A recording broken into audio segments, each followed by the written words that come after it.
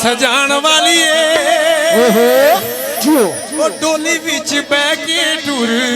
जान वालीए। गाने अल्लाह दी कसम तुसीं सुनन लई बैठे जे, मैनूं बड़ा इस चीज़ दा पता लगा तुसीं सुनन लई वाकई बैठे हो ते मैं इंशाअल्लाह उन्नी देर मैग नहीं छड़ना जिन्ना तक तुसीं बैठे हो। इंशाअल्लाह ताला मैं तुहानूं सुना के जावांगा इंशाअल्लाह, लेकिन आपस विच लड़ना नहीं अज दी रात ते लड़ना कदी भी नहीं चाहिए ना, इसलिए थोड़ी नजर है नी गैरां दियां महफिलां सजाण वालीए खुडियां दी रोई माइया थोड़ी नजर, लेकिन मजा ना आगे मजा आया दूजा माइया खुडियां दी रोई ते ओदा यारो की जीना